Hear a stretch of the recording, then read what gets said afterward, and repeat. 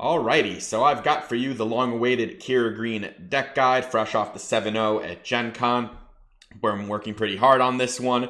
It's going to be pretty in-depth.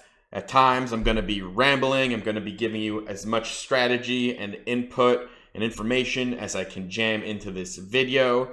I hope this helps. I hope you end up enjoying Qi'Ra as much as I do. I think this is one of the best decks into an open field. I don't like calling anything the best deck. I tend to try to avoid that. What I have said before is that I feel like this might be the best deck for me to take down a tournament with, but it might also be the best deck for you to take one down. So let's get into it. First off, blue-green villain control. What exactly is that? Essentially, this is a control deck, which means you are reacting to things your opponent are doing. You have answers to their threats, whether that's in the form of events and straight removal cards, or the form of units, things like Darth Vader, Death Troopers, or like the small version of that, Avenger, your big finisher. The goal in your game is early on to maintain board control by using removal, using your units to prevent damage as much as possible. Bridge that with your very, very powerful mid-game that involves your Qi'Ra flip, in the case of using Qi'Ra as your leader, and bridging that further into things like Darth Vader, which really help establish board control, and then you go towards your big endgame finishers like Snoke, Avenger, Relentless Devastator, right? This is a unit-based deck. Most of this deck is unit, sometimes 35 of the 50 cards are units, right? This is not a hard control deck where you're playing 30, 40 events and just literally stalling all game until you can drop that finisher. You are using units to take board control and to push your advantage. These units are often what you actually end up winning with. Like, you don't end up at Avenger in every game. Sometimes it's enough that you go from your 5 drops and 4 drops like Lone Pike and Gideon, and push damage that way into Vader, right? Vader is great at pushing damage because he brings friends with him. And you often can just like end games with a Snoke himself. So that's what blue-green villain control is. These games, in my opinion, don't really... Like, I've never gone to time playing a blue-green villain control deck. I play pretty quickly, but I think even if you don't play at turbo speed, these decks are not aiming to play 30-minute games. I think you should be okay as long as you're practiced and as long as, you know, your opponent is also keeping pace to get these games done within the allocated time. I do not really ever fear going to time, even in mirrors or even against like hard control decks. It's just not happened for me, and I don't think it needs to be at the top of your concern. All right, so we talked about blue-green villain. Why are we playing Qi'Ra? Well, Qi'Ra's nuts. She has one of the most powerful flip effects in the game, period, full stop. Deleting half the health of everything in play is exactly what a control deck like this wants, right? It's going to make everything easier to remove, whether it's by using Qi'Ra herself to clean up the mess, using the units you've had in play already to do that, or whether it's with a very powerful, overwhelming barrage synergy that can essentially delete an entire board state. Why else? Well, her flip also makes her trade with basically any leader in the game other than the really chunky ones. Those 3 are Chewbacca, Jabba, and Palpatine. Every other leader has 8 or less health, which means when she flips, she is having their health and her 4 power, right? She flips into a 4/4 because she's an 08 with grit. She can then trade with any of those leaders. You have a built-in leader removal on your leader, which is, again, pretty good when you're a control deck, when you're trying to leverage your late game. You're not trying to win with your leader, you are trying to win with your Avengers. A good way to get to your Avengers is by killing your opponent's leader with yours. All right, so we talked about that. We'll talk about more in-depth usage of this because it does not, even against leaders, the point isn't always just to flip and trade with the leader, right? There's plenty of other things you can do. But what else, right? The shield ability. The shield ability is situational. It has like early game utility with a few units, like the cheap Sentinels or the 1/4 grit units work really well with that. and then it transitions into an absolute late game powerhouse of an ability when you can start throwing it on things like Vader, Snoke, Avenger, right? Something that other leaders in these colors that play towards the late game do not have access to, which makes you a bit better in these mirror matches where you actually have a very impactful leader ability. All right, so we talked about why Qi'Ra, why not Iden and Krennic. So in set 1, I actually really liked both of these leaders. For a very long time, Iden Green I thought was one of the best decks. I think once both Boba and Sabine, who were primarily being played with Energy Conversion Lab, switched to yellow versions, either Mono Yellow and Sabine Yellow. I think both of those became more popular in set 1. I actually then shifted my blue-green deck to be Krennic. I thought he was better suited into Mono Yellow Boba and Yellow Sabine. I ended up in Season 1 taking down a 1K with Krennic, and also thought that the Krennic green deck was probably the most well-rounded deck at the end of set 1. So why have I neglected two former leaders that I was very high on? Well, I talked already about the Qi'Ra flip. It's nuts, and although both of these leaders do interesting things that help you stabilize against aggro, none of it even comes close to what Qi'Ra does. Krennic himself heals 2 to 4, maybe 6 health. Iden, more, right? I think Iden's appeal is the healing. I think it makes her better suited into some other strategies right now. But Qi'Ra deleting a board because of her flip saves way more life than either of these leaders do, straight up. Whether or not you're playing her as a 30 health or a 25 health base, or these leaders as 25 or 30 health, Iden and Krennic cannot compete with the amount of board control and amount of pure stabilizing power Qi'Ra brings. It prevents way more damage than the amount of built-in heal that these leaders have. Okay, what about late game? Well, Iden is a complete blank of a leader in mirrors. She doesn't really do anything. In mirror matches, that health gain is negligible. Her leader is a 6 deploy 4/4 with a shield. It's fine. It's nothing special. Krennic also, he's a weakling in mirrors. His leader is unit is basically useless in those matchups. He does get a nice little, like, the +1/+0 is pretty decent in math, specifically when it comes to Darth Vader ambushes, leaving behind a 6 power unit. That's probably his best trait. And the Death Trooper ambush, that also, or not even ambush, just the Death Trooper synergy where the Death Trooper leaves behind a 4/1. But I don't think either of these come particularly close in late game power to shielding with Qi'Ra, right? We talked about how that you can place that on your finishers. That's incredibly impactful, way more impactful than either Iden or Krennic can.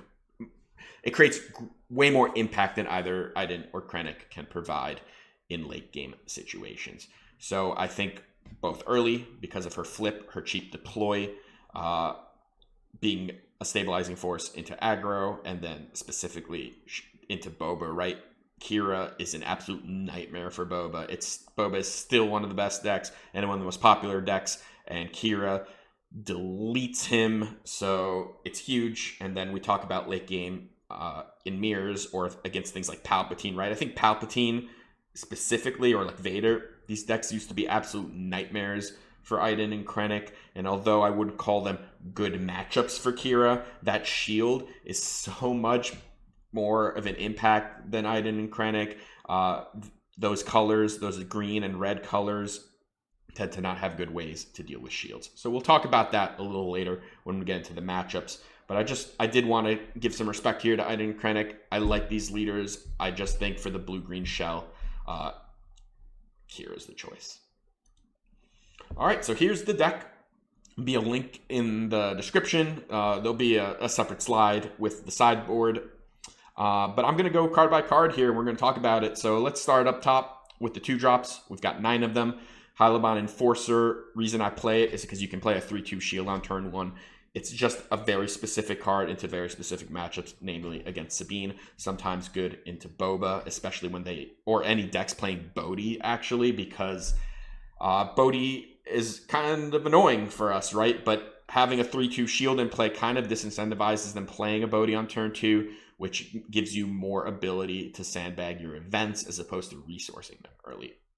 In basically any matchup that I'm not scared for my life, Hyloban is an auto resource. I'm never playing this into control decks or grindy decks like Ray or Han Blue. I'm not the new Han Blue. I'm not trying to give them card advantage, so he's an avoid there. Inferno 4, we like the filtering. The card's decent. I've upped this to 3. I used to not play that many, but because TIE Phantom is a card that exists, Inferno 4 is the cleanest, most direct answer to that card. Even trading it without dying, you can ambush it into a Phantom. So I decided to just up this card. And again, the filtering is nice. It can also hold a shield from Qi'Ra, which you know, it's respectable. It does something sometimes. Pike Sentinel, one of the new cards. One of the best cards in this deck, actually. Pike Sentinel is awesome. I love a cheap Sentinel. You can you can often squeeze a shield onto this guy so he can prevent 2 attacks, right?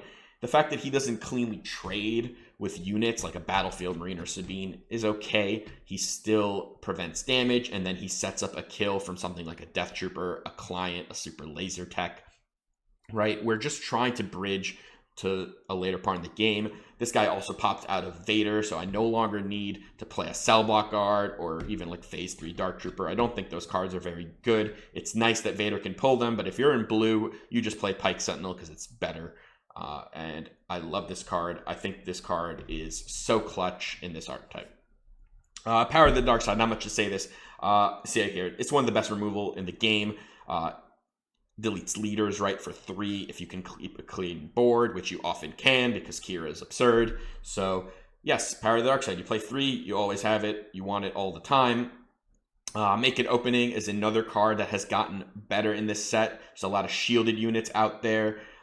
Additionally, Qi'Ra, again, gives you more targets for this because she will delete half the health of everything. So even pesky things like A-Wing that would be in space can now all of a sudden die to a Make An Opening. Also, another answer for TIE Phantom, which we like. We have actually 7 answers to it in this deck between the Inferno 4, the Make An Opening, and the Black Suns. All right, Resupply. We'll talk about Resupply and Super Laser Tech together. 6 ramp. I always play 6 ramp. I want to ramp almost every game, including against Sabine. I think ramping against Sabine is awesome because Qi'Ra matching Sabine's flip with your flip is awesome. Or having your Qi'Ra flip before their Sabine is even out is also really good sometimes. As long as you're able to like sequence things, which we'll talk about during the Sabine portion of this video. But yeah, 6 ramp, I don't touch it. I don't think I've ever cut a piece of ramp in any matchup. I mulligan hard for ramp in basically every matchup.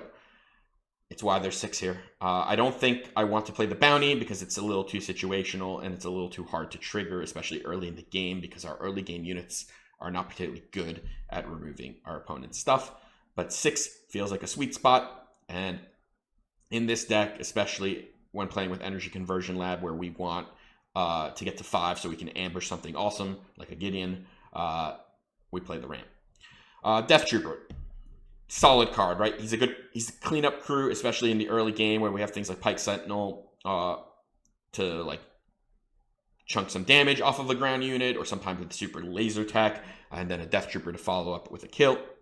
The fact that he's 3 here, I've thought about sometimes trimming it, but having access to this card off of your Darth Vaders later in the game is just too impactful to get that 7 damage direct hit from Vader. So we play all 3. Client, Client's really good, like as a unit, right? I think 2/5 shield for 3 is kind of like a forgotten aspect of the Client because he just brawls decently, and then he can keep holding shields from Qi'Ra. He's actually a pretty decent overwhelming barrage target because, again, he's shielded, so he can do the 4 barrage and then a 4 hit. It's not too shabby.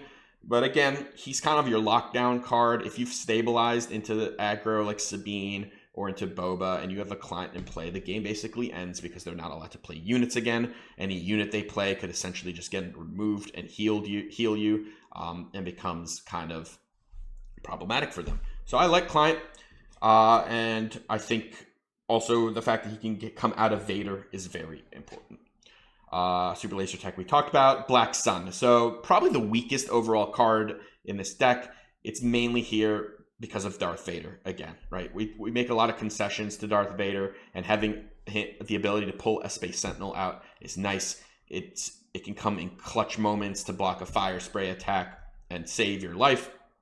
It's decent into Sabine, especially against an A-Wing opener where it can ambush and survive and leave behind the Space Sentinel, something that Consortium Star Viper used to do, which I don't play anymore. I think the reason I don't play that anymore is because often this deck throws initiative away because of Qi'Ra's ability, so it's less likely that you're getting the heals, and additionally, the fact that this pulls out of Vader and Star Viper doesn't. Vigilance. Vigilance is great. I play all 3 in the 60 cards. There's 1 in the sideboard. Again, it's very good into aggro, right? The kill heal is kind of your mid-game bridge so that you can get towards Vader and hopefully to Snoke, because Snoke really does lock up the game if you can play it into an aggressive deck. So Vigilance is a bridge card. I've thrown shields around with it too in less aggressive matchups, which is also important. Milling. The discard mode, I don't really do that. I don't really try to ever win that way, although it can come up, so it's nice to have it on the card. There's 1 takedown in this deck. You know, I'm not too high on takedown in general. It's kind of a nice catch-all, but it's usually trading down. It's nice that it can finish off leaders after a Qi'Ra flip. It's going to be more important if more people start playing Relentless Pursuit in Boba, because if you flip into a Boba and they Relentless Pursuit and get a shield on him, having takedown is nice if you don't have the option to like break that shield with a cheap card or have like a Power of the Dark Side and a clean board. So takedown, you know, the numbers there can fluctuate. Don't think of it so much as a one-of. It's kind of in a group of removal, right? That includes it, Make an Opening, Power of the Dark Side, Fell the Dragon, even Vigilance. These cards are a group of removal.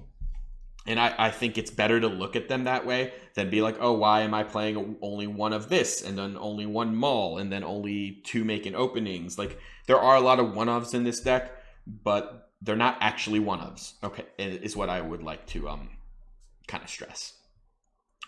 All right, Lone Pike. Lone Pike is incredible. I think it's one of the best cards in set 2. I had it ranked that way when I did my first top 10 list. I would still have it ranked that way. It's an amazing turn 3 play, even without Energy Conversion Lab, but with it, oh man, kind of nuts that he can ambush, shield himself, throw a shield on some space unit that doesn't matter, where you'll eventually clear it with a takedown or or Make an Opening or Power of the Dark Side, or even the Qi'Ra flip to break that shield and then delete everything with a barrage, right? The shields in this deck are awesome, especially pre-Qi'Ra, where you can have wounded units. You shield them, and then Qi'Ra full heals them before popping the shield. So Pike is awesome. You can run away with games with Lone Pike just with the shielding. I love this card. It has Smuggle, one of the most reasonably costed Smuggles possible at only 5, right? It's only upping the cost by 1. There's a good consideration to just try to find room for the 3rd Lone Pike in the deck. I've tried this deck. I've tried a lot of things. This is kind of like where I ended up, but can't sing the praises of Lone Pike enough. Fell the Dragon, another amazing ad from set 2. This card, for the most part, is just a cheaper Vanquish. There aren't very many cases where you wanted to vanquish something that had less than 5 power. Maybe Ruthless Raider is the one. Now, Ruthless Raider is a really obnoxious card, but I'm not sure you were really winning that trade even if you were vanquishing it. So Fell the Dragon is awesome. It's incredibly clean. It's cheap, right? You can squeeze other things into your turn sequence because of it costing 4. I'll talk about Rivals Fall later. It's not in this deck. I'm gonna have a whole bit on that, so we'll get to that. But Fell is great. It defeats the things that need defeating, including things out of Sabine now. Like, I don't really like resourcing Fell the Dragon because Sabine tries to win games with Poe and Wrecker these days. So having like your late game removal also be good into Sabine is quite clutch. Gideon. He's the choice for our beefy 5-cost ambush unit. It's between him and Rook. There's a Rook in the sideboard. I just think Gideon is more widely usable, especially because he is good at chunking leaders as well and leaves behind more value. I love just being able to kill something, throw an experience either at him or some other unit. You get that value. You also get something that immediately has to be answered. Gideon is a way that this deck can sometimes run away with games it has no business running away with, because if you get a nice Gideon ambush and your opponent can't immediately remove him, and you ready up and do something like a barrage or a removal to throw more experience around, he becomes an absolute powerhouse. So he's our choice right now for our energy conversion lab, like power play. Overwhelming barrage. Card's good. Play it. Darth Vader. Card is also good, and you should always play it, and you should always play 3 of it. If you want to play Maul, which I do, that's great.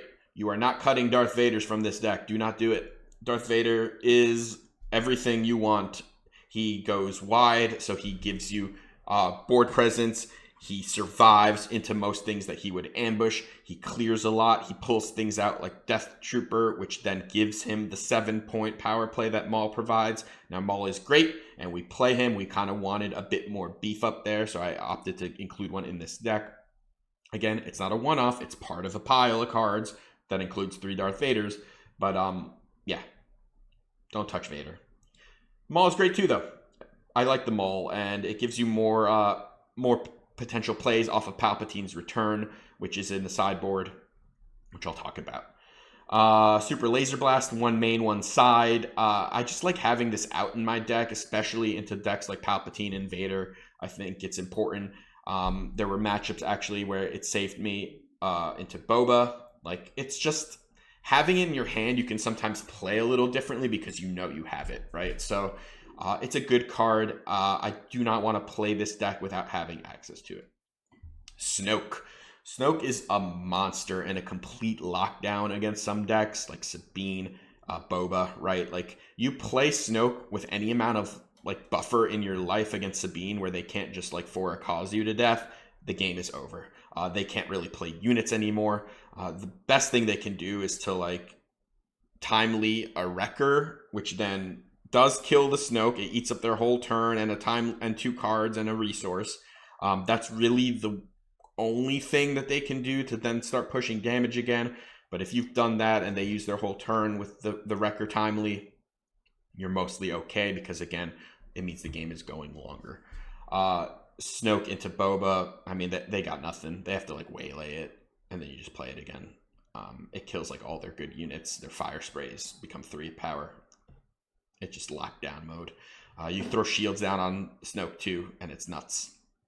All right, Avenger. Avenger's like our main finisher. Once we kind of establish board control, if you can play an Avenger to kill a unit, the game kind of ends. Your opponent then has to like play multiple units a turn just to keep pace. You're always able to just kind of like wait to see what you need to do, or you just immediately attack with Avenger, right? You kill a unit, and then you can oftentimes just claim, right? It is hitting for 8, so it finishes them off very quickly while also making it really hard for them to play units.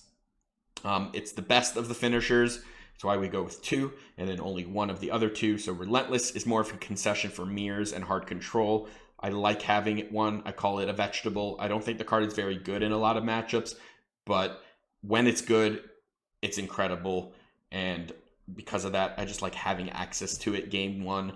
Like if I pair but against like a mono blue Iden or something, like I just want to know that I can draw Relentless at some point. And Devastator, again, another big finisher. Again, the primary mode on this is in mirror matches. I like having the game 1 advantage there, which is why I'm playing a little bit of a bigger top end than maybe some others would. But you know, some people play even bigger than this, so you got to find your sweet spot. Would not begrudge you for wanting to be a little bit lower to the ground. Maybe add another 2 drop because I only have 9. So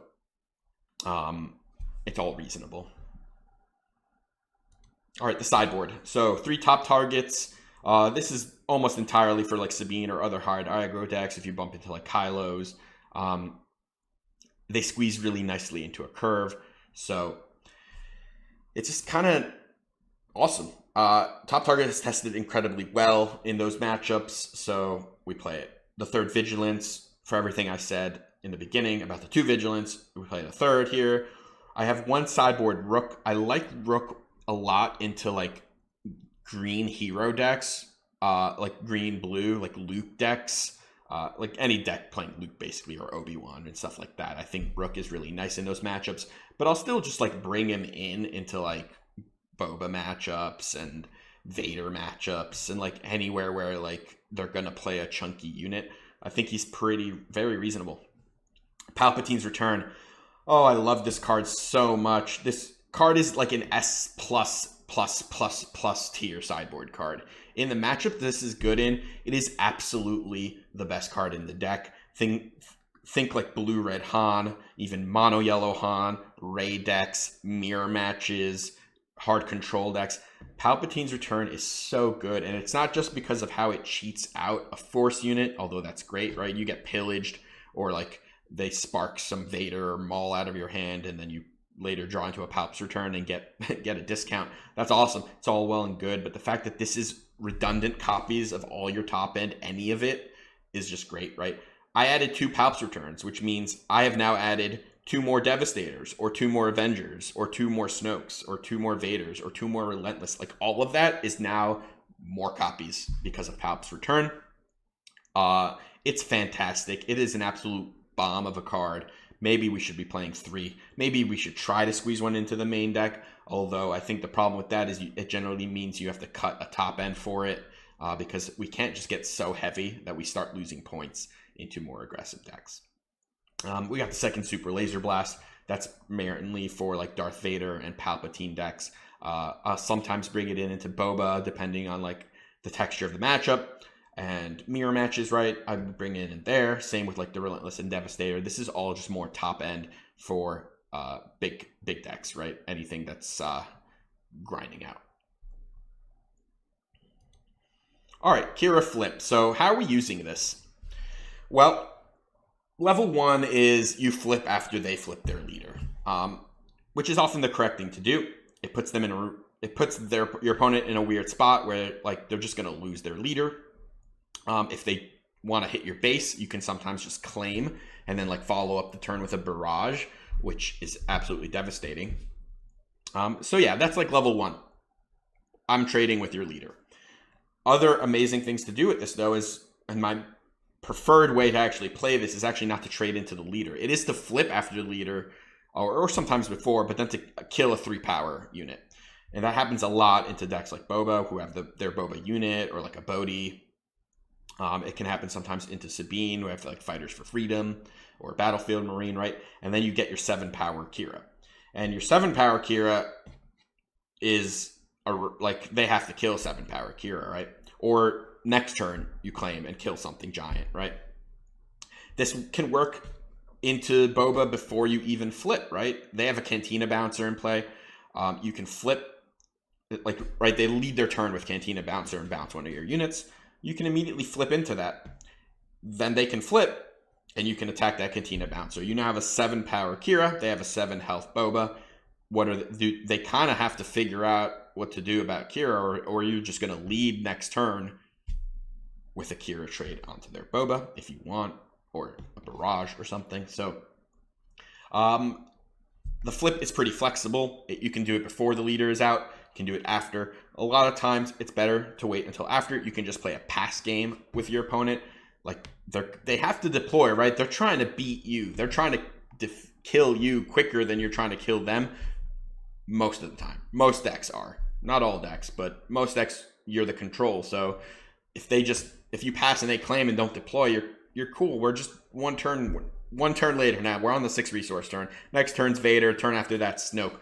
They better figure out how they're going to beat you before that happens, because once that happens, they're not going to beat you. So the Qi'Ra Flip is devastating.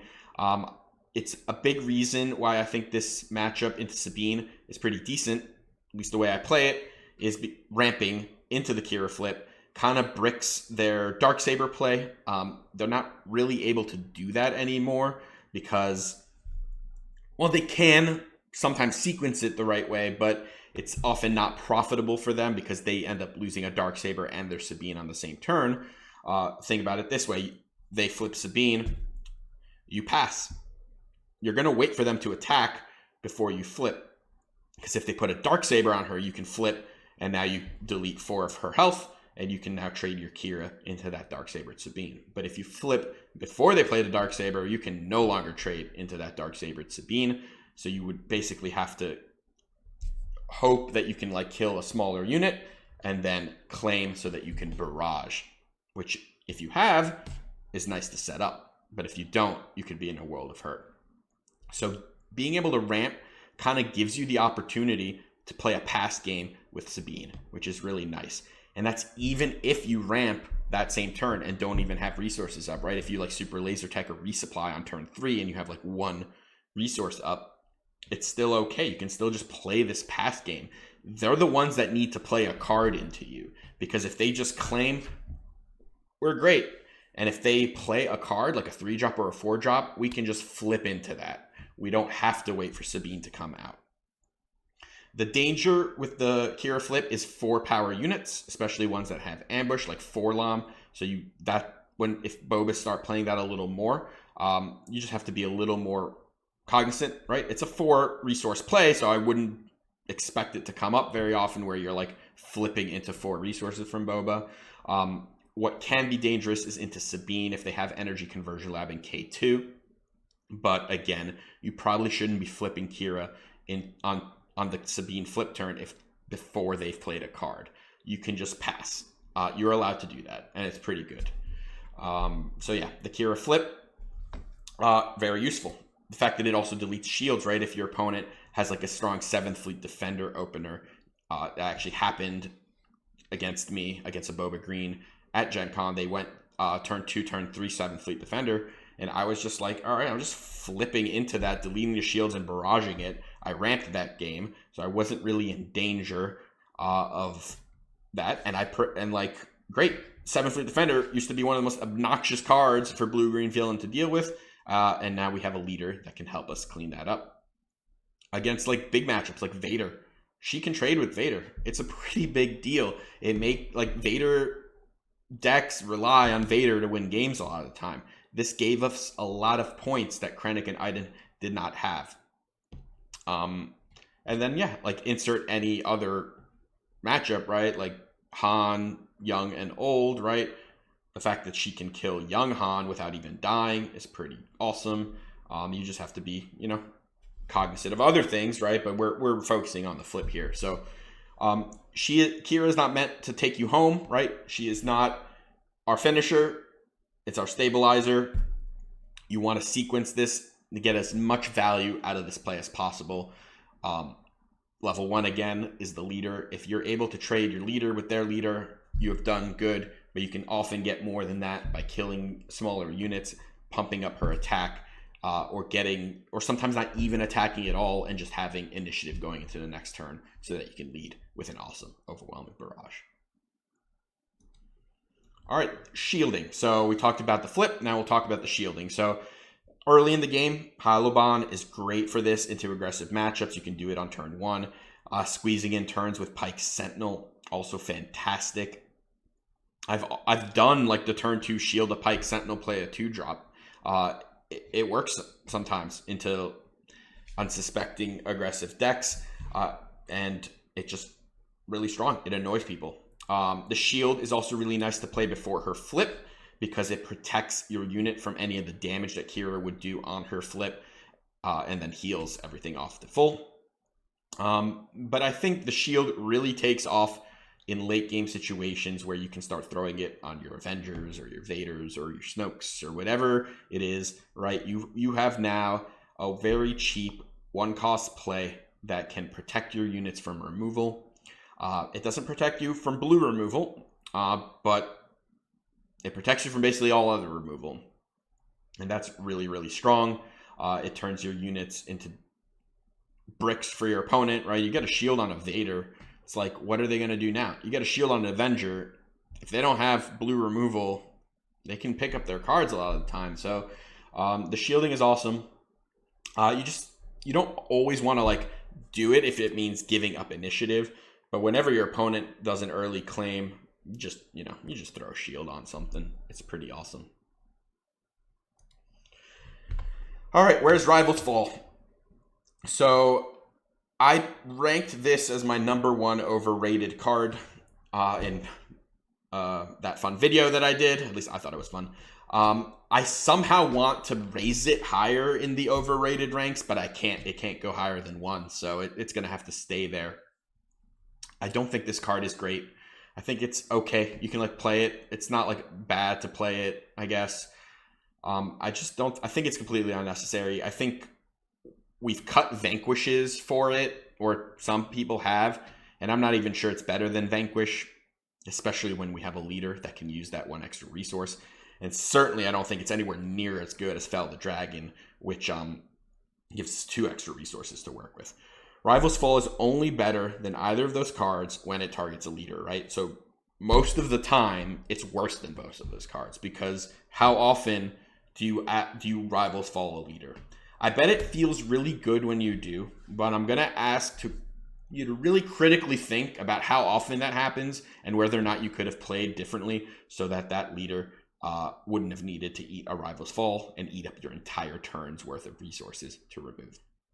Qi'Ra already is built-in leader removal. This deck as a whole already has built-in leader removal, whether or not it's things like Darth Vader, ambushes, Power of the Dark Side, Gideon with ECL. Let's go back to set 1. Did we ever really struggle that much with removing leaders? I don't think so. I don't think that was really the main issue that Blue-Green Villain had. I don't think it's that much of an issue now, and 6 is just too much in my opinion. Now, I know there's leaders like people playing Boba's Armor. Like, if that's everywhere, I still don't think it's that necessary. Like, you still have Power of the Dark Side. You can still do like a Qi'Ra flip when they flip, and then like a barrage into an attack does it, or a barrage removing everything else into a Power of the Dark Side does it, or an attack into a Vader attack will do it often, depending on math stuff, right? Like, especially if Qi'Ra can attack into something that then pumps her up to 7, right? Then that Boba's Armor all of a sudden is way less scary. And also, you Rival's Fall a Boba after he armors. He probably already hit you for 6. You're now almost guaranteed to take a 5 from the Fire Spray. You may have taken some damage earlier in the game. You just spent an entire turn answering the leader that you probably should have found a way to answer a little cleaner. I'm not sure. I'm not sure it's flipping that matchup. Sabine, on the other hand, you're never playing this against her. Even if they Darksaber, you're just dead before you even play this. Palpatine, yeah, sure. It's probably decent there. But at that point, I'm just playing the 2 Super Laser Blasts. I'd rather just reset against like Vader and Pal than spend my whole turn just answering the leader and then dying to whatever big thing they want to play, because I guarantee you after you play Rival's Fall, they're playing a big thing because you can't do anything about it. You spent your whole turn playing Rival's Fall. I don't think this card's that great. I think it's a reasonable include. It's like fine. I think maybe you include 1 main, maybe you put 1 in the sideboard for you just want like an additional removal, and instead of playing like the 3rd Felder Dragon, you're just like, why not? Let's play 1 Rival's Fall. Maybe we can bait our opponent into like a weird deploy where they just get got, or like bait them into some upgrade onto their leader, right? Like specifically against Boba, right? We're talking about Boba's Armor. Maybe we just like flip early. We use our Qi'Ra to establish board control against their units. We bait them into doing like a Boba's Armor turn, and then we Rival's Fall. If we've prevented enough damage earlier with our Qi'Ra, that could be decent. But overall, it's not a card I included, and I was happy not to have it.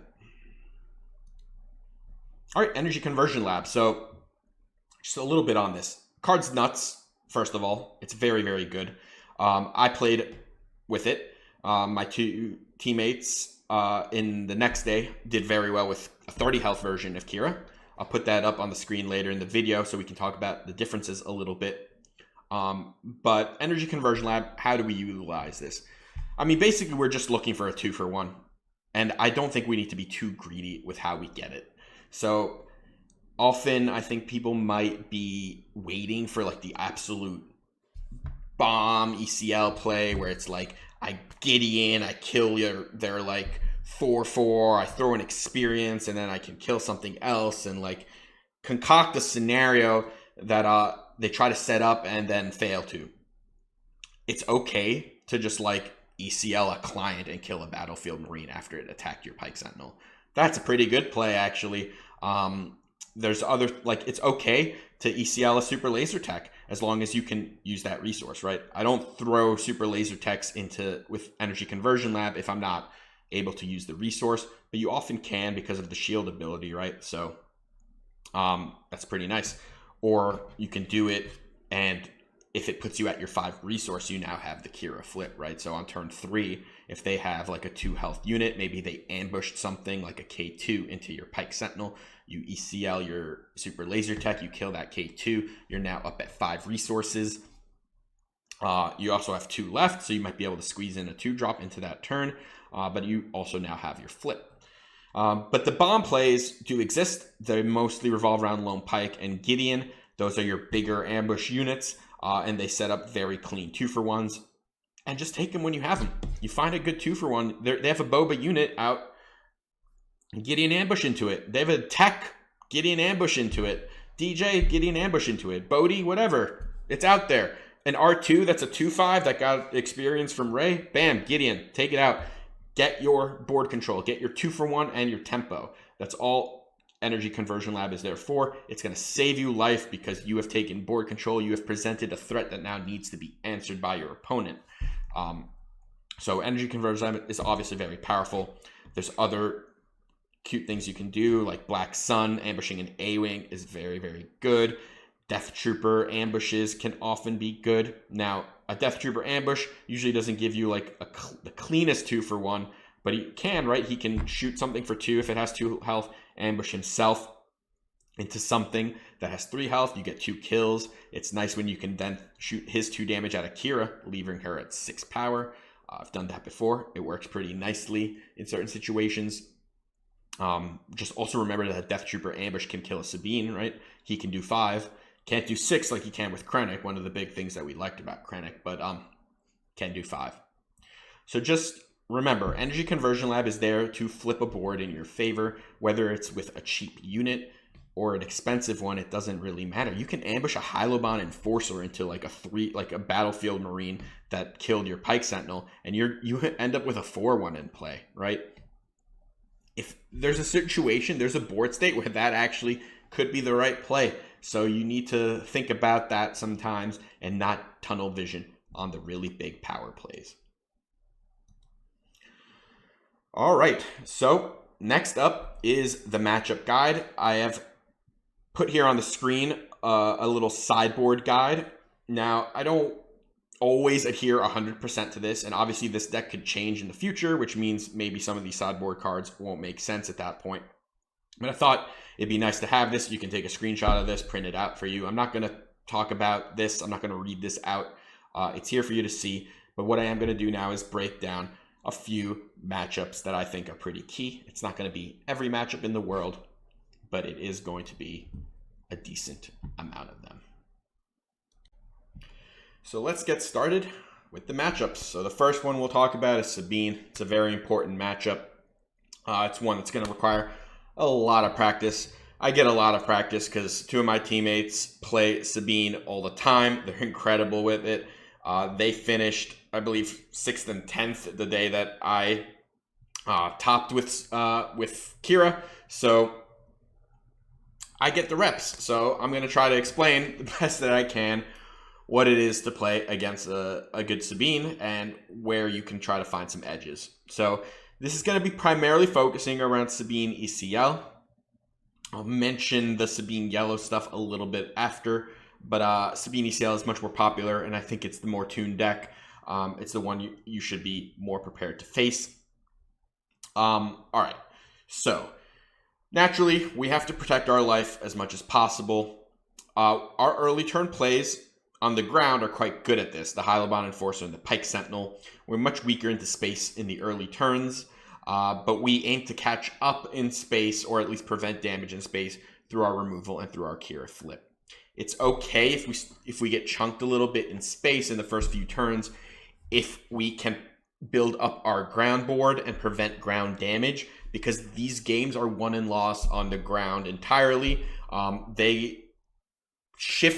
Sabine shifts to the ground almost entirely when it comes to K2, Poe, and Wrecker. That is how this deck tries to end you. They have some power plays in space. They almost always revolve around A-Wing and Wing Leader. They do play Red 3, but these units are pretty soft to removal, and they're not generally their Sabine's finishers. You can get got sometimes if they go pure space, but Sabine Green especially doesn't do that very much. So you want to try to present an ECL target for them early. If they have to do something like a Fighters for Freedom ECL into a shielded Pike Sentinel so that they can push damage into you, you should be very happy with that, because it means that Wrecker is not going to ECL demolish you later. And because of that, Pike Sentinel and getting a shield on him can be very, very powerful. On turn 1, if you have Hylobon, you often want to do that and get that shield on him. There are some situations where you might want to consider not putting the shield on him if your opponent leads A-Wing and you can claim instead of shielding. You do that if you have Power of the Dark Side to prevent the Wing Leader power play. But you also can consider just making them have it. I think a lot of times you just need to stomach the fact that sometimes Sabine will beat you and not try to play around everything.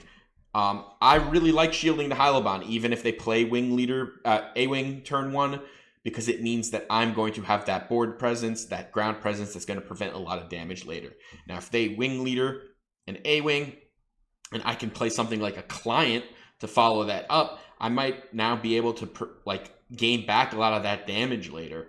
Or if I can play a Super Laser Tech and just ramp into a flip that then barrages the board. I don't think I have to play so scared and put myself on the back foot. And that's something I want to try to stress as much as possible here, is that early on, damage prevention doesn't have to be your number one priority. Because if you prevent a bunch of damage early, but then fall so far behind that you're just going to get demolished by the power plays that Sabine presents later, then it didn't matter that you prevented damage. Obviously, when you can prevent damage, you do it. But I don't think you need to tunnel so much on making sure you don't take damage. Let that A-Wing hit you 3 times for 9 damage if it means that you're going to prevent other damage on the ground. All right, so we're kind of in a different mindset now. We're not in pure emergency damage prevention mode. What are some big things we can do? So ramping. Ramping is notoriously not good into Sabine, except I think it's very good into Sabine because of Qi'Ra. Whether or not you do it on turn 2 with a resupply or super laser tech, or often on turn 3, which is a lot of times where I like to do it, you're going to be able to match their flip. And when you can match their flip, it means you can play a pass game with them, and force them to spend their resources into you so that you can then flip and stabilize. What happens here is that, let's say it's turn 3. They have 4, you have 4, right? Both have 4 resources. So they probably have some units in play. They're going to hit you, all right? Let's not worry about playing Takedown or Power of the Dark Side. Let's worry about making sure we can stabilize after our Qi'Ra flip. I think a lot of this, to backtrack a little bit, a lot of this involves good mulligan choices and good resourcing, because I think you need to make sure you have good units. Units, I think, are more important a lot of time than events in this deck. Just don't worry so much about keeping all your Power of the Dark Sides and your making openings and your takedowns and your fells and even your barrages sometimes. Having a good unit to play on turn 2, turn 3, turn 4, especially if it's Gideon or Lone Pike, is sometimes more important than the removal. And that's what's going to help you set up a good flip. Having board presence, having unit economy, which gives you more actions, more things to do. Instead of just I have Power of the Dark Side, I'm just going to play it, and now I have no resources up and nothing to do on my turn. You've played some units, and you're letting their A-Wing hit you, but it's okay because you're going to stabilize with your flip. All right, so back to the ramping. So we have ramp, right? Well, we're at 4 and they're at 4. You're going to let the A-Wing hit you. You can play a resupply. You can even play a super laser tech. If you can ambush a super laser tech into a unit and kill it, that would be a great play. But either way, we're trying to ramp.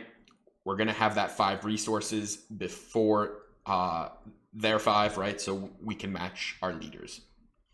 At this point, they may have not done anything with their resources, but that's okay because you've ramped. You've spent 3 on a super laser tech, or even 3 plus 1 to kill your own super laser tech, or you've played a resupply.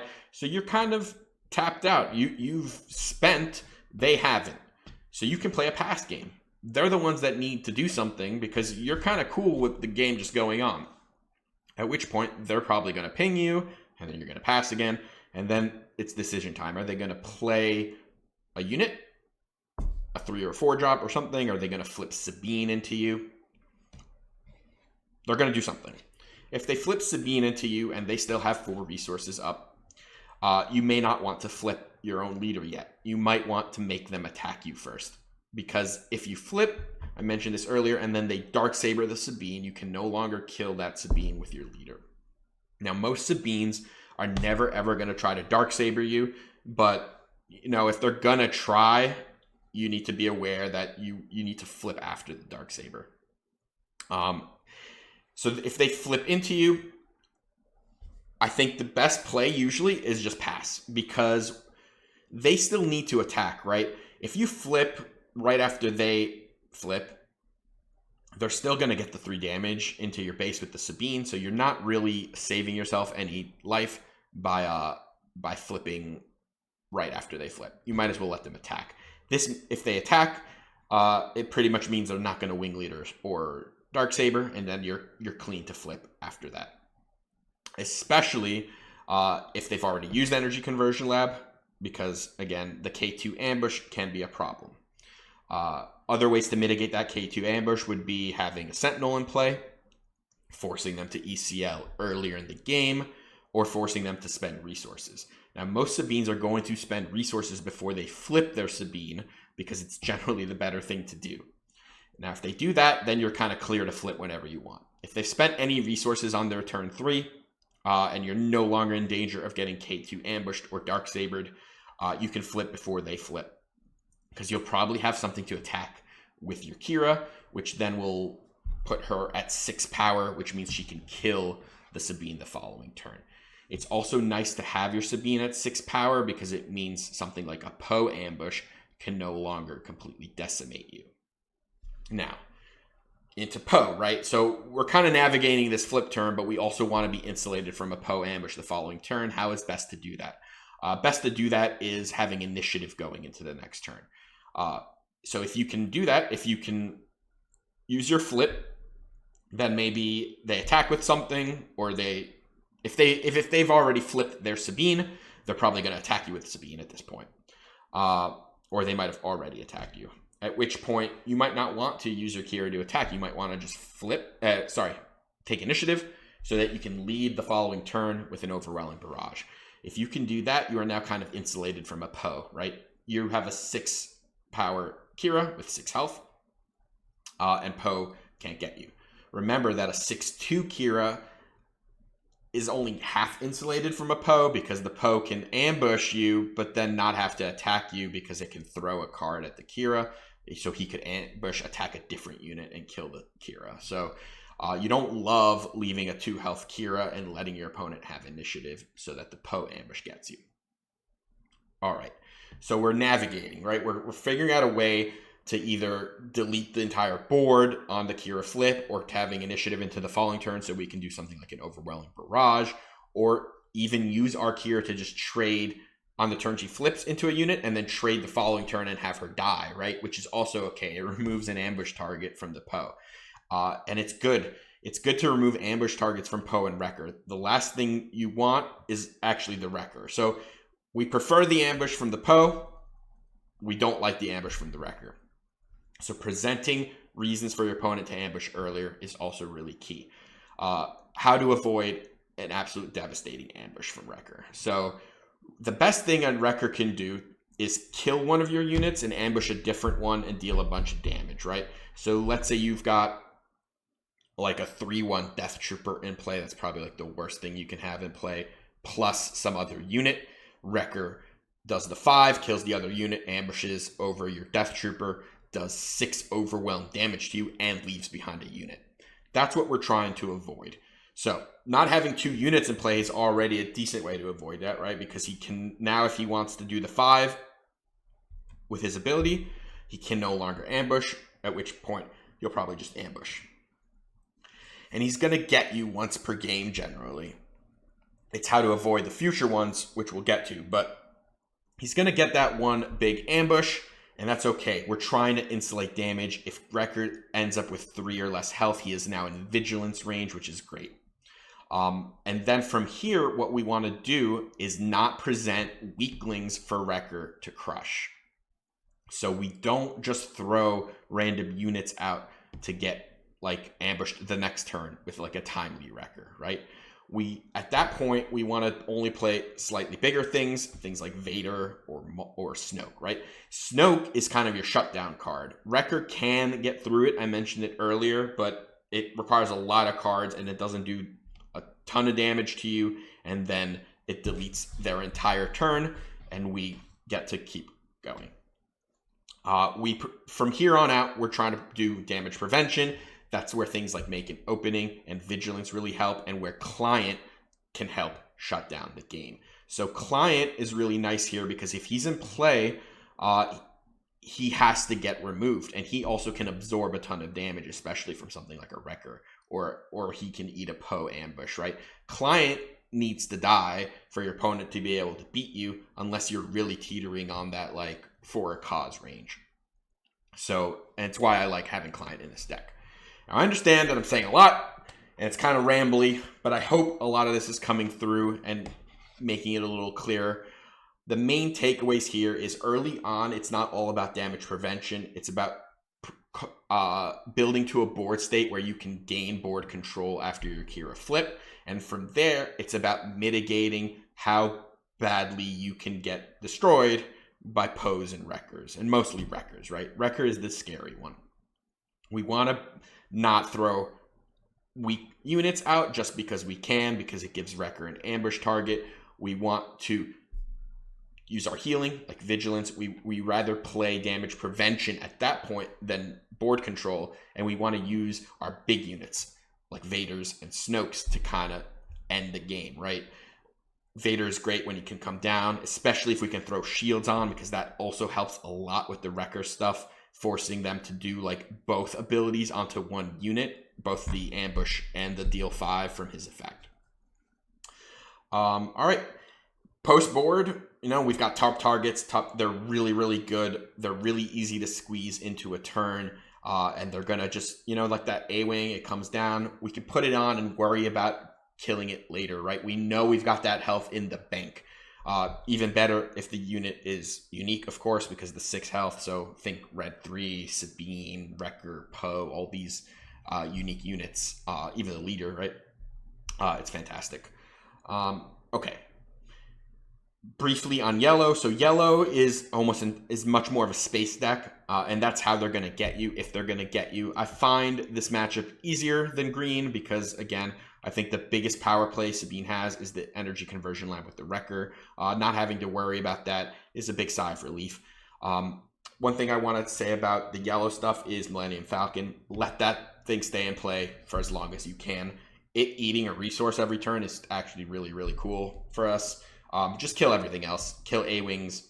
Even kill like 2/3s instead of Falcons if you can handle that damage, because them playing behind curve every turn is awesome. I love seeing a Falcon come down turn 2. It means they're not playing a K2 on turn 3 or like a Dodonna or anything really board impactful. We are going to rely on Qi'Ra's flip to chunk their space and things like Overwhelming Barrage and Make an Opening to clean up that space, and then power to the dark side, etc. We try to get to Snoke. Once Snoke is there, their space doesn't matter anymore. All their units deal like 0 or 1 damage to us. And we just need to be a little more cognizant of things like sneak attack at that point. All right, Boba.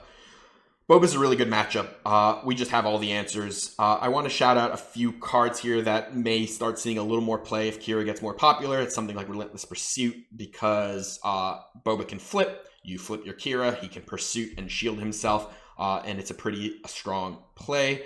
That's where like things like Takedown and Power of the Dark Side can become more useful, but also, you know, like you still have ways to break shields, like with Death Troopers or a Vader that can like pull out a Death Trooper. Pursuit's good. It's a good card. It's not gonna make Boba favored in any way, shape, or form. We are very favored in this matchup. It is very good. I can't stress that enough. You practice this, you'll get good at it. 4-LOM, I mentioned this because it's a 4-power unit. Those are kind of the annoying ones for Qi'Ra. Not because of him one-shotting Qi'Ra, even same with like K2 from Sabine. It's not so much that they one-shot with an ambush. It's more that they kill something else and stay in play. Meaning that you can now flip Qi'Ra, but she can't trade into these 4-power units without dying. We love 3-power units because she can then flip and kill them and then leave behind a big body. But the 4-power units lingering, like K2 and 4-LOM, are pretty annoying for her because it just means your opponent's gonna have access to something that can kill the Qi'Ra. So 4-power unit, just a little shout out there. Again, Fire Spray is really the way you lose this matchup. It's still a bomb of a card, but we've also got Fell the Dragons now, which is a cheaper way to remove them. And we are very good at preventing damage early in the game because of Qi'Ra and because of the Boba leader himself is not going to be nearly as much of a threat. That Fire Sprays are not as scary as they used to be. Just think about Bodhi as well. Bodhi is sometimes you can play around Bodhi simply by resourcing events in the first couple turns. You're a unit-based control deck, so it's okay. Like, I've resourced Barrage plenty of times into mono yellow, and they'll just play a 3/3. They'll miss, and it's kind of embarrassing when that happens. All right, we went from one mono yellow. We're going to go into another. So mono yellow Han is a pretty new deck, but it is one that is gaining some steam, so we'll talk about it. Bodhi, same thing, right? You can play around it by resourcing. You can also play Hylobon Enforcers and shielding them on the first turn, which makes Bodhi a much weaker turn 2 play for your opponent. Han also presents the DJ Tech combo. Now, a savvy Han player is never going to try to pull this off against a blue-green Qi'Ra. They'll lose the game on the spot if they just like tunnel vision onto this combo, but it is something you need to be aware of existing, and more importantly, I think you just need to be aware of DJ coming out for 7, because that actually matters way more than the DJ Tech combo. They can keep you off of resources late in the game, which makes it hard to drop your Avengers and Relentlesses, because those cards are really, really game ending for mono yellow Han, but they can often make it so you can't get there quickly enough.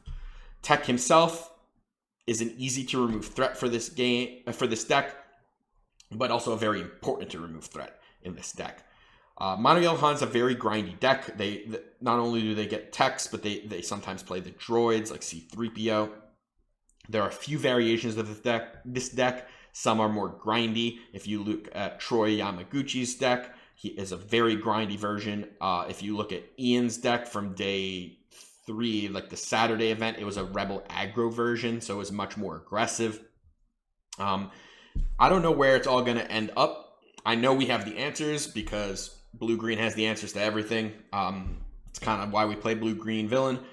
We don't get got by random stuff. We get to have game into everything. But yeah, this deck can be pretty annoying. They have a lot of discard. Some of them play Spark of Rebellion. They can use Cunning to discard. They use Bodhi. Some decks play Qi'Ra to kind of hit your hand. You want to ramp. You definitely play the Palps Returns out of the sideboard. They are awesome. It straight up won me a game 3 against the Mono Yellow Han at Gen Con, where I had a Maul discarded in the early turns. I drew into a Palps Return later, and bam, turn. I had a 6 resource turn where I brought a Maul back and one-shot their Han leader, and the game basically ended on the spot. Just prepare to grind, prepare to watch out for things like Tech and DJ, prepare to watch out for discard, right? The early game, you just want to try to mitigate their card draw engines, whether it's Ezra or C-3PO. I will often just ambush into a C-3PO with like a Lone Pike. It's fine. That's awesome. I love doing that. I had a game where I did that and then threw a shield on an R2, and I just kept using Lone Pike, and I shielded R2 like 4 times that game. Didn't matter. Lone Pike was awesome. Lone Pike's always awesome. But yeah, Mono Han's a pretty new deck. I'll continue testing against it. It's hard to give like all the details here because this deck is very much in flux right now. All right, Young Han Blue. So it's another new deck, another pretty powerful one. This is a blue-red Force-ish deck. It also plays a lot of discard, like Force Throw and Pillage and K2. So this is more discard probably than the Mono Yellow, although maybe not. It's like hard to tell. It's more random discard, right? Force Throw and Pillage and K2 are all your opponent's pick, like you get to pick, which makes Palp's Return even more busted. But against decks like this, these are attrition-based decks as well. Resourcing is very important, and knowing when not to play cards is also pretty important. Like, I'll often just not play a card turn 1, because it's just one extra card in your hand for the rest of the game insulates you so much into this discard stuff. Although they have lots of 2-for-1s with their discard, we also have a ton of 2-for-1s with our cards, like Barrage, our ECL play, Vader, Snoke. Like, all these cards generate card advantage. They're not like they don't say 2-for-1 on them, but they generate 2-for-1 on board. And that's kind of how we fight through discard. This deck is not very aggressive, so it often doesn't push a ton of damage through.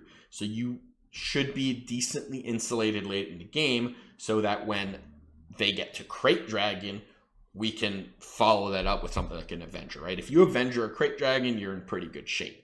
Now, this deck does have answers to shielded big threats, and they can play they can play the removal we play, a lot of it, right? Like Follow the Dragon.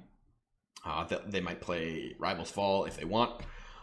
So it's not to say that you drop one of these big boats and you automatically win, although Relentless can shut off a lot of what this deck is doing. We want to play our Super Laser Blast in this matchup because they're playing chunky units like Obi-Wan and Luke. This one is a grind fest for sure. It's tough. Like, it can be hard, right? Like, our decks play very good cards. And I mean, I really like Blue Red Han. I'm working on that deck as well. I think it has a lot of game. So I think this is going to be an interesting matchup to track and follow. Just prepare to be grinding. Prepare to protect your life pool, although that shouldn't be too hard to do early on. This Han deck doesn't really push damage very early. We can definitely get a very good flip turn out of Qi'Ra in this deck. They don't have much that they can do to insulate themselves. Their Han leader is not super impactful himself as a unit, so it really comes down to like them chaining Luke's into like the big late game stuff, crates, and then whether or not they can outgrind us with techs and like their other smuggle cards. All right, Palpatine. So there's a lot of versions of Palpatine. There's Mono Green. There's Blue Green, I think, is not really played that much, but I'm going to talk about it a little bit. And then there's like Red Green as well. Mono Green, I think, is the most popular. They ramp more, but they don't get blue finishers that we have. So that's really what we're aiming to do. I don't think the strategy that I hear spoken about much, which is like aggro them. You're the aggro in this matchup. I do not think Qi'Ra is the aggro in this matchup. We want this game to go long because our top end's better. It's straight up. We play the same cards they do, but we also get Avenger. And Avenger is nuts and better than every card they play. And if it has a shield on it, they can't win anymore. So that's kind of our goal. Our goal is to get a shielded Avenger. That's how you should frame this matchup in your head. Is how do I get this to the point in the game where I can play a shielded Avenger? Mono Green and Red Green, actually, both of these Palps, have no ways to cleanly answer shielded Avengers. Their removal is all damage based. Now, I know that they can throw units to ping, but it all costs resources.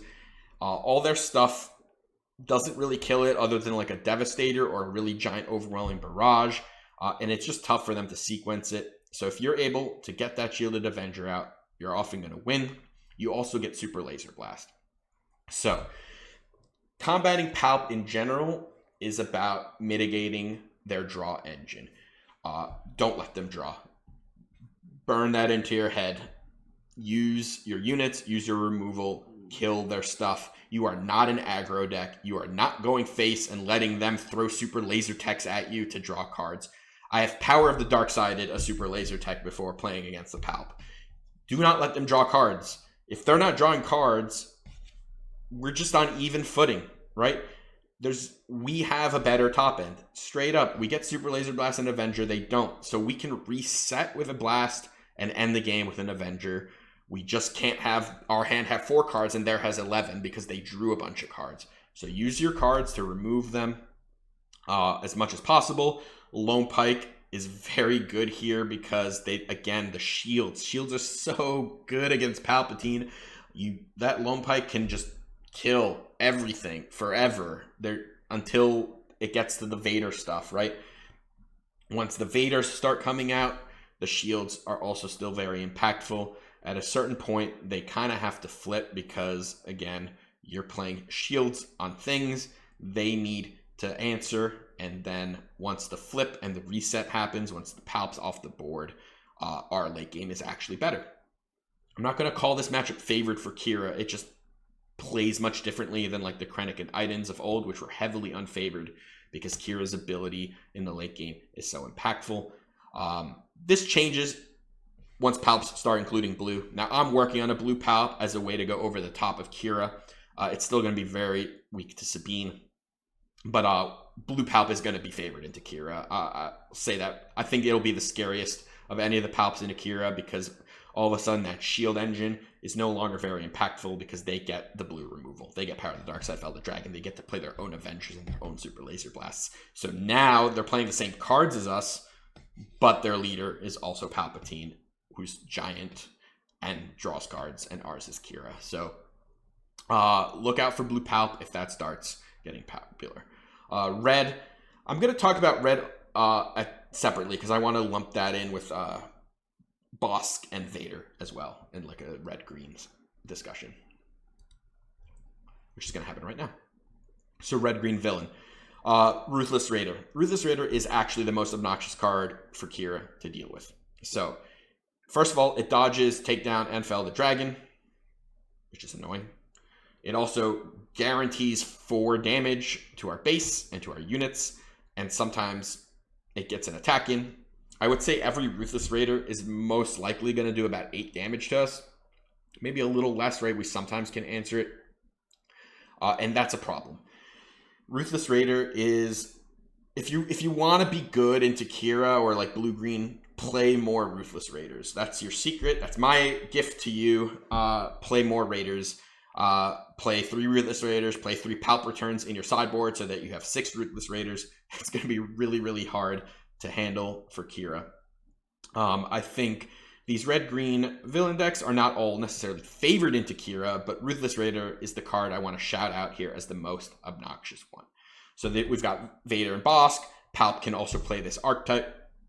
Bosk, on one hand, is the most aggressive of these. He's trying to perform a very big power play earlier in the game. I think he generally is a little easier to handle because our top end will be better. So if we can stabilize early, if we can like mitigate that power play, and that power play often is like revolves around the bounty hunter's quarry. That bounty and Qi'Ra's flip can mitigate a lot of that extra unit stuff because they're going to go very wide, but a flip into a barrage can help mitigate a lot of that problem. Vader, on the other hand, I'm not sure between him and Palp, which I would say is harder. Vader loses a lot of his edge nowadays into this matchup because Qi'Ra can flip and trade with him. Vader was a big problem because he was just like really hard to answer. But we can play the stall game with Qi'Ra. And again, the shields are really obnoxious. Now, I know Vader can ping off a shield, but they have to play a unit. Then they have to ping with their leader ability. By then, they can't like often do much else because maybe we've answered something. Maybe they've spent too many resources. It's very unlikely they're going to like have enough to devastate or an Avenger after that. Or barrage off of something big. And of course, you can always just re-shield. So Again, similarly to what I said with Palp, our end game plan is to get a Shielded Avenger. It locks these decks out pretty hard. It doesn't mean you're always going to get there. Red-green villain can push damage out kind of incidentally a lot of the time. They play like cheap units. Their Vaders can go wide, especially if they're playing 1-drops in their deck. And they have Ruthless Raider, right? That a lot of their chip damage comes from Ruthless Raider, and it's the hardest card for us to deal with. I wouldn't say that I would start playing Rivals Fall because of Ruthless Raider. That's like not a good trade for us. We just have to deal with the Raiders coming out. We often need to do things like barrage them down or get to the point in the game where we've mitigated or ramped enough that the Raiders can't get through our Star Destroyers. So again, ramp is very important in these matches because of that. It's hard when they Ruthless Raider early in the game, like on 6 and on 7, and like if they can get a few of those out early, it can be problematic. But overall, Qi'Ra gives us way more play into like the red-green villain stuff and the Palpatine stuff than the old Iden and Krennic did. All right, a little bit on mirrors, hard control. So like I've grouped this up. Our sideboard strategy is basically the same, right? It's like bring in the Palp returns, bring in the big Star Destroyers. We're playing attrition and trying to stick our finishers. Ramp is the most important thing you can be doing, because if you out-ramp them, it means you're starting your train earlier. And if you start your train earlier, you're probably going to win. Against the hard control, Relentless becomes even more important because their whole game plan revolves around event-based removal. If you can stick a Relentless out there and brick a turn for them and then push damage, and then, you know, you've got recursion for your Relentless, you've got extra Relentless from the sideboard, and that's kind of our plan, is Relentless. Hard control right now I don't think is incredibly popular, like the Vigilance restock Bounty Hunter crew from Boba, or like the mono blue Iden. I don't think I saw very much of it. Certainly didn't see very much of it do well. So it's less what I want to worry about. I want to worry more about like blue-green mirrors, at which point they're playing the same cards as you. So the key is ramp, and then draw more finishers than your opponent, or try to game a Super Laser Blast, right? Super Laser Blast can be very impactful here. These are attrition-based games, so if you're able to gain card advantage with a nice Super Laser Blast, that's great. Don't play your Pike Sentinel on turn 1. Resource it, right? Like, you don't need to play a card on turn 1. You don't even need to play a card on turn 2 if it's not a resupply or a Super Laser Tech. So don't resource big things. These games are not going to be won and lost on who played Pike Sentinel and dealt 4 damage to their opponent with it. They're going to be won and lost on who ramped and who had more big units to bring out. And then, of course, sneaking a shield onto something can be really good if your opponent's answer was going to be something like an overwhelming barrage. Just be careful about shielding something into takedown range, especially if you know your opponent is playing a few copies of it, right? Like, shield that Snoke and get takedowned isn't going to feel too good. All right, I just wanted to quickly talk about the 30 health version. So this is the deck that Mike and Maddie Gem took to the top 16 on Saturday. The deck looks very similar, right? It's playing about 6 cards different in the main deck, but the main difference here is obviously the base. We're going 30 health here, and the Child Sins in the main deck to compensate for the fact that we don't have ECL, so we no longer really need to play a 5-drop thing like Gideon, because he's mainly the reason he's there is mainly because he's a very good energy conversion lab target. So we just play the Child Sin instead. This is meant to be a little cleaner into Sabine. You get the Child Sins, you got the Entrench. Entrench can be very good on like a Pike Sentinel early on. It completely gum up the ground. Like, you can entrench and shield the Pike Sentinel on turn 2, and it's going to be a lot of damage prevention. And if you then go into something like Child Sin, it could be problematic. Child Sin makes us want to play a little less non-blue, so you can see there's no Space Sentinel. The Black Sun is gone from this list. I think that may need to come back because this list is certainly a little softer to something like the TIE Phantoms. There's only 3 Inferno 4s and 2 Make-It openings that can really handle that in the main deck. You can see that past that, there's like the 2nd Super Laser Blast and the 3rd Vigilance, right? The blue count upped a little bit. This list did cut 1 ramp. Now, again, I think we want ramp, but also I understand why we decided not to put the 6th ramp here. It's because we don't need to go to 5 on as quickly as we do in the other list. Without Energy Conversion Lab and without our ambush 5 drops, and having a power play on our 4 resource, right? We have Childson. So Childson is kind of taking the place of the need to ramp because we're kind of okay just playing a 4 drop on turn 3. So because of this and because resupply is a green, I get the maneuvering, and that's why we decided to build it this way. I still think maybe we should just put the 3rd resupply back in, but maybe not. And that's I just wanted to express like a bit of the reasoning behind why there's only 5 ramp here, after I just spent a moment talking about how ramp is like the most important we can do in a lot of matchups. So this is the 30 health list. My teammates crushed with it, went 6-1 and 5-2 in Saturday's tournament.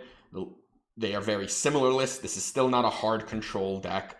So there were some Krennic 30 health green decks at this event, but they were closer to hard control decks. They were playing way less units. They were playing way more removal. This is still in the same vein of these like soft control unit-based control decks. It just wanted to shift a bit more to insulate a little bit more into Sabine by playing a 30 health base in Childson. That's basically what this is. It's a 30 health Childson version of the deck, and it's also very good.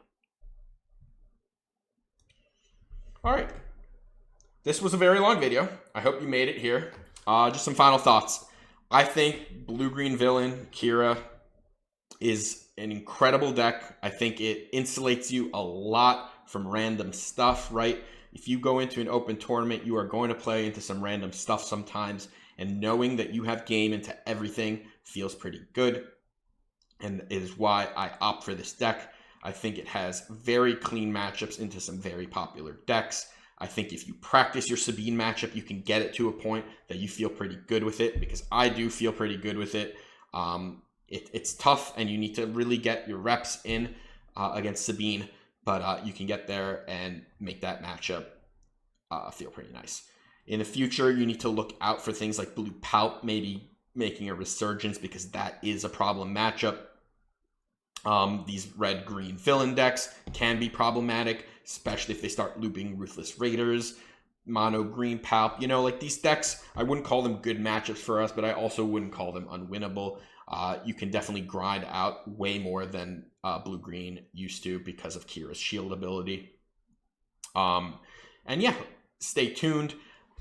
I'm going to keep working on this deck. Obviously, there might be changes in the future. It's not like this 60 card list is going to be the 60 cards forever and ever and ever, but it's definitely a good starting point. I just wanted to shout out again my whole team. It was awesome getting their help in testing, and I think this deck crushed. I think it's very good, and just pick it up, practice, let me know what you think. I have also recently launched a Patreon, has both a free tier and a subscription tier on it, so the link to that will also be in the description. Come check it out. I feature a lot of decks there. And yeah, if you like this video, please subscribe to the channel, press that like button, and until next time, take care.